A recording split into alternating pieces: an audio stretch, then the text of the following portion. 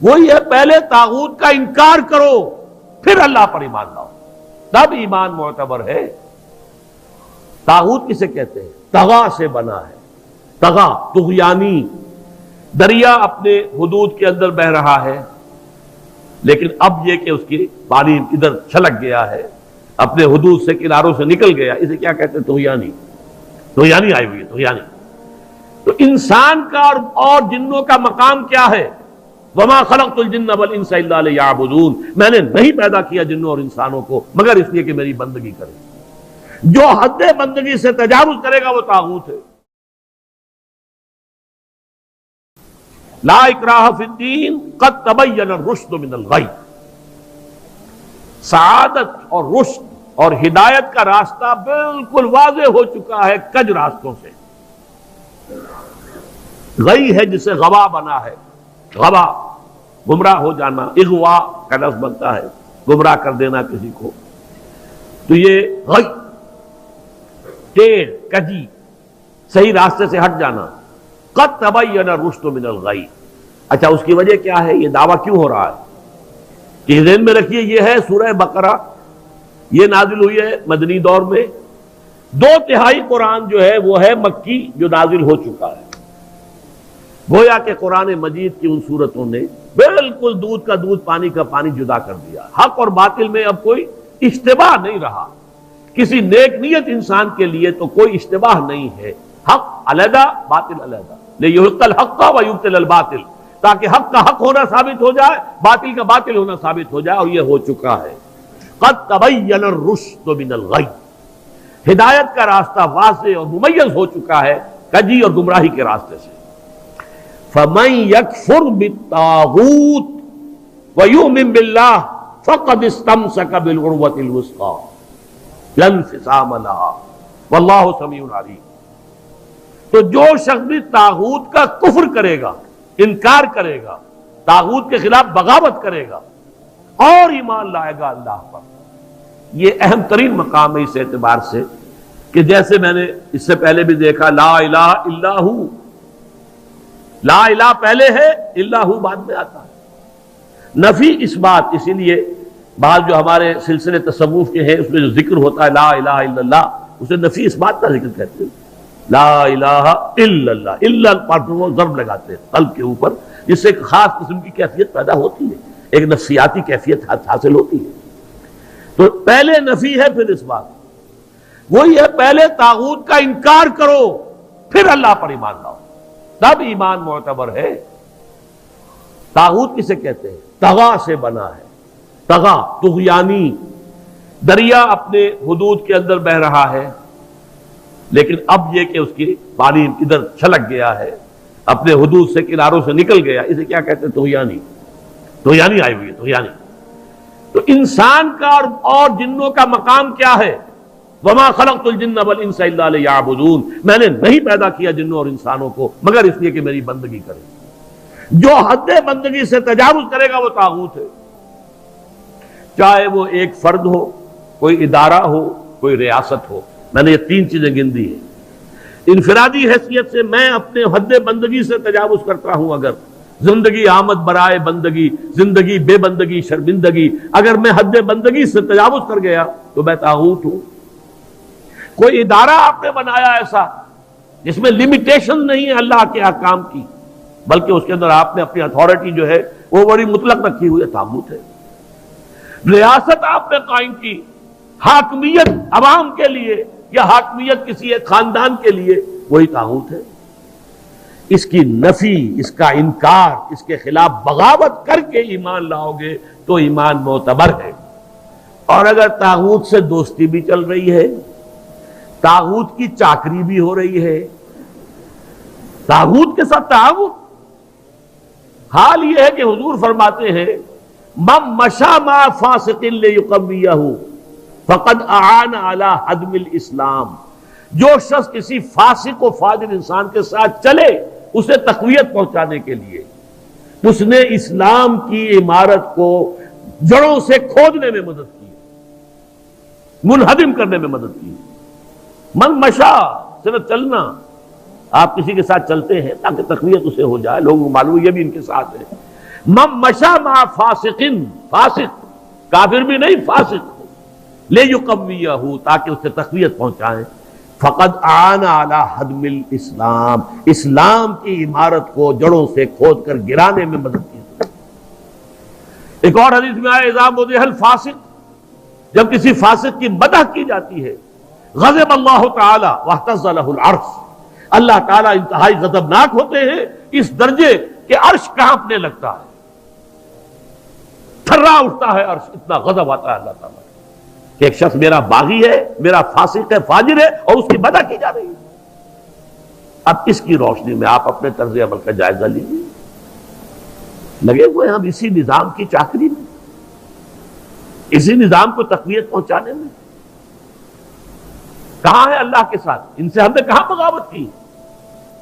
الآن جیسے کہ مجھے واقعہ یاد آ گیا حضور کا، کہ حضور اور حضرت عمر ساتھ ساتھ چل رہے ہیں، کوئی چہل قدمی ہے یا کچھ اور معاملہ ہے، حضور پوچھتے عمر تمہیں مجھ سے کتنی محبت ہے؟ عرض کیا کہ حضور آپ مجھے دنیا کے ہر انسان سے زیادہ محبوب ہیں۔ اب آپ آنکھوں میں آنکھیں ڈال کر پوچھتے ہیں اور اپنی جان سے؟ اب ایک تو اندازہ کیجئے کہ یہ سوال کسی ایسے شخص سے نہیں کیا جا سکتا جس سے ذرا بھی بال برابر بھی بودھ ہو دل میں، تو خالص وہ بہت ہی مقرب ہوگا، اسی سے یہ بات کہی جائے گی۔ اپنی جان سے؟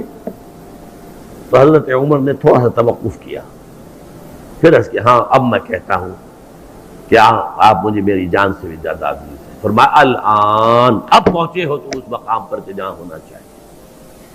تو الآن والا معاملہ یہ ہے کہ انسان تن من دھن اپنی زندگی ہر شے لگا دے طاغوت کے خاتمے اور حق کے غلبے کے لیے۔ وہ ہے جہاں سے بات شروع ہوئی تھی، لگا دو، کھپا دو، صرف کر دو۔ یا ایھا الذین آمنوا انفقوا مما رزقناکم من قبل ان یاتی یوم لا بیع فیہ ولا خلۃ ولا شفاعۃ والکافرون هم الظالمون۔ اس روش کو اختیار کرنے سے انکار کرنے والے ہی تو کافر اور ظالم اور مشرک ہیں۔ اور تو اپنے ایمان کو آپ تول لیجئے کہاں کھڑے ہیں، طاغوت کے ساتھ آپ کی روش کیا ہے۔ بہرحال من یکفر بالطاغوت ویؤمن باللہ فقد استمسک بالعروۃ الوثقی، جس نے کہ طاغوت کا کفر کیا، طاغوت سے بغاوت کی اور اللہ پر ایمان لایا، اس نے مضبوط کنڈے کو پکڑ لیا ہے۔ یہ جو نقشہ ہے یہاں پر، اس کو ایک تمثیل سے سمجھ لیجئے۔ سمندری جہاز پہ فرض کیجئے کچھ عرشے پر کھڑا ہوا ہے، کوئی ہچکولا ایسا آیا کہ گر گیا سمندر میں، اور آپ کو معلوم ہے کہ اس کے ساتھ کنڈے لگے ہوتے ہیں۔ اگر کوئی کنڈا اس کے ہاتھ میں آ جائے، فرض کیجئے تیرنا ویرنا نہیں جانتا غریب، کنڈا ہاتھ میں اگر آ گیا تو وہ کنڈا کبھی نہیں چھوڑے گا وہ، اس لیے کہ اس کنڈے کے ساتھ اس کی جان وابستہ ہے۔ بلکہ میں کہا کرتا ہوں کہ اگر کوئی شارک مچھلی آ کر اس کی ٹانگ کاٹ کے لے جائے تو وہ کہے گا جائے، لیکن یہ کہ میں اس کنڈے کو نہیں چھوڑوں گا، اس لیے کہ یہ کنڈا ہے کہ جس کے ساتھ میری اب جان وابستہ ہے۔ اسی طریقے سے گویا کہ انسان اپنی حفاظت اور تحفظ کے لیے وَمَن يَكْفُرْ بِالطَّاغُوتِ وَيُؤْمِن بِاللَّهِ فَقَدِ اسْتَمْسَكَ بِالْعُرْوَةِ الْوُثْقَىٰ، اس کا ہاتھ اس مضبوط کنڈے پر آ گیا کہ جس کے بعد اب اس کی گمراہی نہیں ہے۔ لَا انفصام لَهَا، جیسے کنڈا مضبوط ہے، وہ اپنی جگہ سے نکلنے والا نہیں ہے، وہ ہٹنے والا نہیں ہے، جگہ چھوڑنے والا نہیں ہے، ٹوٹنے والا نہیں ہے۔ لَا انفصام لَهَا، ایسا کنڈا اس پر اس کا ہاتھ آ گیا ہے۔ واللہ سمیع علیم، اللہ تعالیٰ سب کچھ سننے والا، سب کچھ جاننے والا ہے۔ یہ سمیع علیم تنوین کے ساتھ یہ صفات ہے۔ السمیع ہوتا تو اللہ کا نام ہو جاتا، العلیم ہوتا تو اللہ کا نام ہو جاتا۔ اللہ ولی الذین آمنوا یخرجہم من الظلمات الی النور۔ دیکھیے ترک موالات کی میں نے بات کی تھی نا، اب یہاں ولایت آ گئی۔ اللہ ولی ہے، پشت پناہ ہے، مددگار ہے، محافظ ہے، حمایتی ہے اہل ایمان کا۔ یعنی یہ جو کشاکش ہوگی اب حق و باطل کے مابین، طاغوت کے خلاف تمہیں جہاد کرنا ہے، کفر کرنا ہے، احقاق حق ابطال باطل کی جدوجہد کرنی ہے، تو تمہیں کسی کا سہارا درکار ہے، اللہ کا سہارا، اللہ کی مدد۔ جیسے حضور سے بھی کہا گیا وَاصْبِرْ وَمَا صَبْرُكَ إِلَّا بِاللَّهِ، اے نبی صبر کیجئے اور آپ کا صبر تو اللہ ہی کے سہارے پر قائم ہے۔ قوت تو آپ کو اللہ سے ملتی ہے.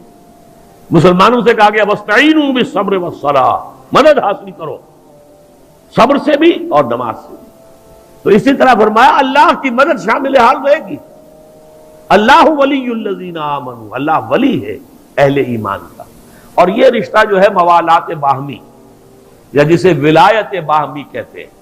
یہاں بھی ذرا سمجھ لیجئے، دو لفظ ہیں ہمارے ہاں، لوگ اس کو ایک دوسرے میں کنفیوز کر دیتے ہیں. ایک ولایت ہے، ولایت واو کے زبر کے ساتھ، یہ والی سے بنا ہے. والی، والی دمشق یعنی حاکم دمشق. تو ولایت کہتے ہیں حکومت کو، اور ولی سے بنا ولایت، ولایت باہمی. جیسے اللہ یہاں دوست ہے اہل ایمان کا، اہل ایمان دوست ہے اللہ کے. الا ان اولیاء اللہ لا خوف علیہم ولا هم يحزنون الذین آمنوا وكانوا يتقون لهم البشرى فی الحیات الدنیا والآخرہ. آگاہ ہو جاؤ کہ اللہ کے دوست جو ہیں یعنی اہل ایمان، ان کے لیے نہ خوف ہے اور نہ کوئی حزن ہے. اور یہ کون ہے؟ یہ ولی کوئی علیحدہ نوع نہیں ہے، کوئی سپیشیز علیحدہ نہیں، انسانوں ہی میں سے ہوتے ہیں. ان کے سروں پر کوئی سینگ نہیں ہوتے، عام انسان ہوتے ہیں. البتہ کیا؟ الذین آمنوا وکانوا یتقون. ایمان اور تقوی، ایمان لائے اور ایمان حقیقی، اور تقوی ہے انہیں پش کر رہا ہے. ثم اتقوا وآمنوا ثم اتقوا واحسنوا واللہ یحب المحسنین. یہ ایمان اور تقوی ہے تو وہی اللہ کا ولی ہے. الا ان اولیاء اللہ لا خوف علیہم ولا هم يحزنون الذین آمنوا وكانوا يتقون لهم البشرى فی الحیات الدنیا والآخرہ. ان کے لیے تو بشارتیں ہی بشارتیں ہیں دنیا کی زندگی میں بھی اور آخرت میں بھی. تو وہ ہے ولایت، اللہ کے بندے اللہ کے ولی ہے صاحب ایمان. یہاں اللہ ولی ہے اہل ایمان. جو بھی وہ طاغوت کے خلاف جد و جہد کریں گے، کشاکش کریں گے، محنت کریں گے، انفاق جان و مال کریں گے، انفاق مال اور بذل نفس کریں گے، وقت خرچ کریں گے، اپنی قوتیں لگائیں گے، جان و مال کے اوپر خطرات مول لیں گے، اپنی اولاد کو انویسٹ کریں گے، تو اللہ تعالیٰ ان کی مدد کرے گا، پشت پناہ ہوگا قدم قدم پر. اللہ ولی الذین آمنوا یخرجہم من الظلمات الی النور. اور وہ انہیں نکالتا رہتا ہے اندھیروں سے روشنی کی طرف.